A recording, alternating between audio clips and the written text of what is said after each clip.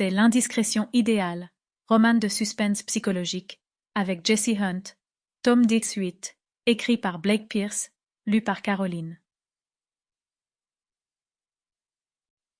Chapitre 1er. Dede Albright croyait avoir tout vu, mais elle se trompait. Cette fois, c'était différent. Après avoir été hôtesse de l'air pendant 14 ans, dont les 6 dernières sur des jets privés, elle avait dû gérer toutes sortes d'attitudes. Sur les vols commerciaux, elle avait mis fin à plusieurs plans cul dans les toilettes, à plusieurs kilomètres d'altitude, et même à quelques étreintes sur siège, avec une simple couverture pour cacher ceux qui se passaient au-dessous.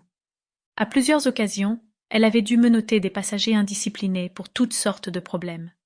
Certains passagers pouvaient agresser une hôtesse, parce qu'elle était à court de repas végétariens, et d'autres pouvaient s'introduire dans le cockpit pour avoir une discussion franche avec le commandant de bord. Elle avait même demandé à un agent de sécurité d'arrêter un homme qui volait toutes les mignonnettes directement sur son chariot de service. Sur les jets privés, les problèmes étaient différents. Certains passagers exigeants, car trop choyés, croyaient avoir le droit de lui crier dessus quand tout n'était pas parfait.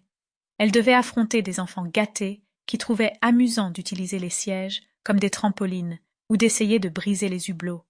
Enfin, il y avait constamment l'alcool et les drogues. Le jet contenait assez d'alcool pour une soirée étudiante, mais les gens ressentaient souvent le besoin d'apporter leur propre boisson.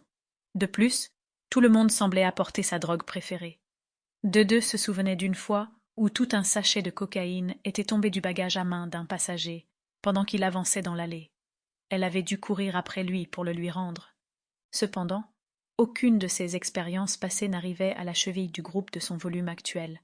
Le jet pouvait accueillir jusqu'à 19 passagers, mais dans ce voyage, il n'y en avait que 7. Pourtant, ils compensaient largement leur effectif réduit par leurs excès de comportement. En général, le trajet de San Francisco à Los Angeles ne durait qu'1 heure, mais ils prenaient un itinéraire alternatif qui survolait l'océan Pacifique afin de doubler la durée du volume, et donc de la fête.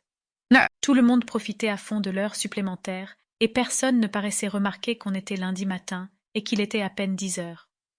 Dede savait que cette excursion faisait partie d'une fête de 50e anniversaire, mais même si l'on tenait compte de ce fait, l'attitude des passagers semblait excessive.